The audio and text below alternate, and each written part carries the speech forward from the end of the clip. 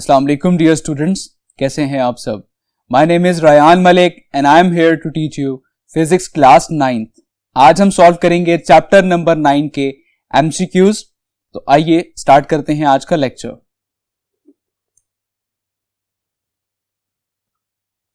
Chapter number 9, transfer of heat and the exercise multiple choice question. So encircle the correct answer from the given choices. So you have 4 choices of each multiple choice question and you have to choose the correct one. And the first MCQ is, in solids, heat is transferred by A. Radiation, B. Conduction, C. Convection and D. Absorption. So solid में heat किस तरह से transfer होती है तो हमने discuss किया था कि बेसिकली 3 मेथड्स हैं हीट के ट्रांसफर होने के, that is conduction, convection and radiation. तो सॉलिड्स में क्योंकि एटम्स के वाइब्रेट होने से हीट ट्रांसफर होती है, सो इस मेथड को हम कहते हैं conduction. So the correct answer is B, which is conduction. Second MCQ, what happens to the thermal conductivity of a wall if its thickness is double? A. Becomes double, B. Remains the same, C. Becomes half and D. Becomes 1/4. So, thermal conductivity पर क्या affect होगा अगर एक wall की thickness को double कर दिया जाए। So, अगर हम थर्मल कंडक्टिविटी का फॉर्मूला डिस्कस करें, second MCQ, thermal conductivity is equals to Q by T multiplied by L over A T1 minus T2। So question में हमसे कहा गया है कि अगर आप उसकी थिकनेस को डबल कर देते हैं, दैट मीन्स थिकनेस डबल करने का मतलब ये है कि आप उसके एरिया को डबल कर रहे हैं। So, अगर हम एरिया की जगह पर हम 2a रिप्लेस कर दें, L over 2a, हमने एरिया डबल कर दिया, and here's k dash. So k dash is equal to, अब यहां से मैं 1/2 को सेपरेट कर रहा हूं and multiply by q over t L over A T1 minus T2।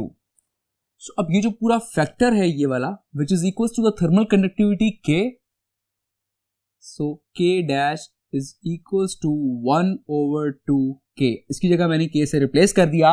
So this shows कि आपकी थर्मल कंडक्टिविटी जो है वो 1/2 मीन्स के हाफ हो गई है। Okay, so the correct option is C, which is becomes half। Clear? Now the MCQ number 3, metals are good conductors of heat due to the A. free electrons, B. big size of their molecules, and C. small size of their molecules, and D. rapid vibrations of their atoms। So metals जो हैं वो heat के लिए good conductor क्यों हैं? Just because of the free electrons present in them। क्योंकि जैसे कि मैंने आपको बताया कि सॉलिड्स में एटम्स वाइब्रेट करते हैं और वो हीट एनर्जी को ट्रांसफर करते हैं दूसरे एटम्स को, इस तरह से एनर्जी जो है वो ट्रांसफर हो जाती है। अब क्योंकि मेटल्स में फ्री इलेक्ट्रॉन्स मौजूद होते हैं और वो फ्री इलेक्ट्रॉन्स एनर्जी को ट्रैवल करवा के खुद लेकर आगे जाते हैं, सो इस तरह से हीट जो है वो मेटल्स में बहुत जल्दी से फ्लो कर जाती है। That's why they are good conductor of heat. So metals have free electrons, so the option A is correct, which is free electrons। So the fourth MCQ, in gases, heat is mainly transferred by A. molecular collision, B. conduction, C. convection and D. radiation। तो gases में जो है वो heat mainly किसकी वजह से transfer होती है? So हमने डिस्कस किया था कि gases और लिक्विड्स में हीट ट्रांसफर होती है by the actual movement of molecules and which is convection. So the option C is correct, which is convection. Clear? Now the fifth MCQ. Convection of heat is the process of heat transfer due to the A. Random motion of molecules, B. Downward movement of molecules, C. Upward movement of molecules, and D. Free movement of molecules.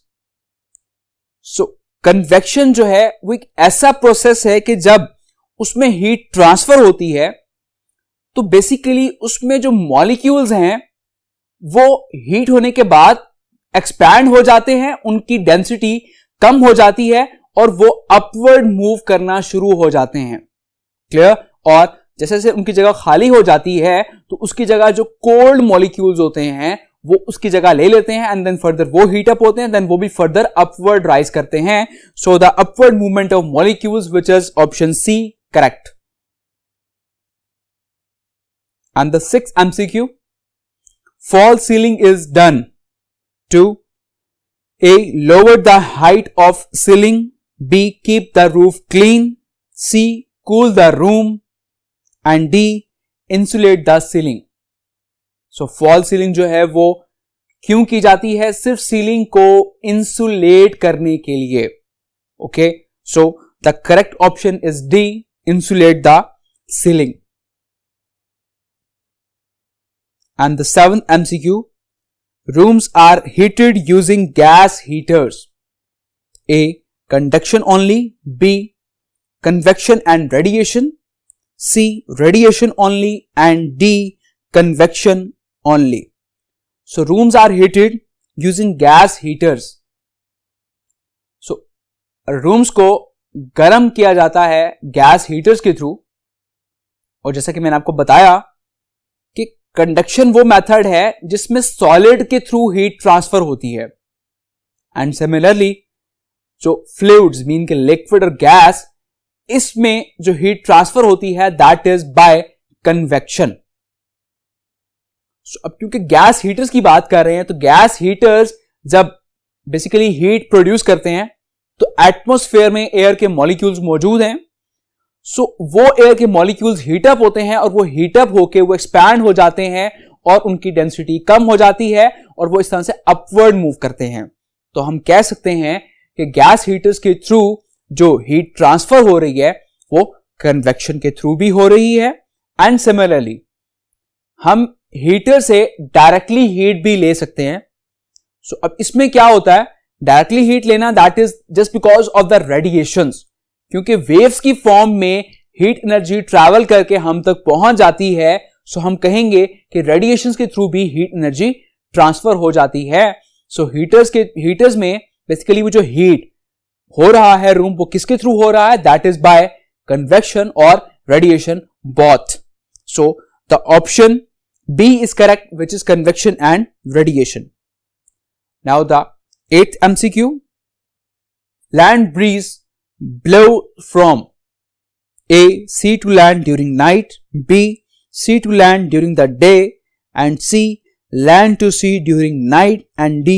Land to sea during the day. So land breeze जो है वो blow करती है from the first option that is sea to land during night. So अगर हम रात की बात करें तो रात में क्योंकि जो sea होता है उसमें हीट ज्यादा एब्जॉर्ब होती है. सो वहां का टेम्परेचर काफी हाई होता है. सो उसकी वजह से वहां पर ऊपर जो भी एटमॉस्फेयर होती है उसमें से एयर सारी हीटअप होकर वो अपवर्ड मूव करती है. सो अब उसकी जगह जो खाली हो जाती है उसमें क्या होता है कि जो लैंड से जो भी एयर है वो मूव करती है सी की तरफ. ओके, सो अब वो लैंड से सी की तरफ मूव करती है, लेकिन ऑप्शन में कहा गया है sea to land. This is wrong. And the B option, sea to land during the day.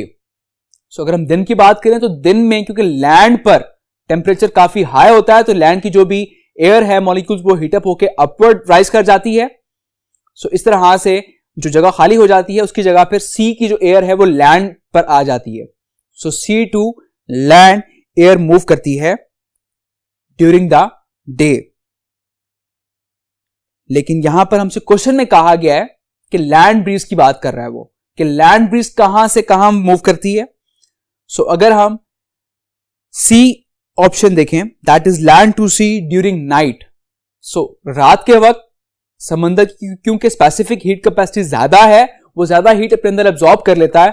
सो इस तरह से उसके ऊपर जो भी एयर के मॉलिक्यूल्स हैं वो हीट अप होकर अपवर्ड मूव कर जाते हैं, और उसकी जगह जब खाली हो जाती है तो लैंड से एयर मूव करती है सी की तरफ। So the option C is correct, which is land to sea during night. Clear? Now the last MCQ, which of the following is a good radiator of heat. So इनमें से कौन सा जो है वो हीट का गुड रेडिएटर है? So the options are A, a shiny silvered surface, and B, a dull black surface, and C, a white surface, and D, a green colored surface. So हमने डिस्कस किया था अपने lecture में कि जो good radiator है that is a dull black surface, कि वो ज्यादा रेडिएशंस को एमिट करता है और सिमिलरली वो ज्यादा रेडिएशंस को एब्जॉर्ब भी करता है। Okay, so the dull black surface, which is the B option, correct. Clear? I hope ये एमसीक्यूज आपको समझ आ गए होंगे। तो अपना बहुत सारा ख्याल रखिएगा। Take care. अल्लाह हाफिज।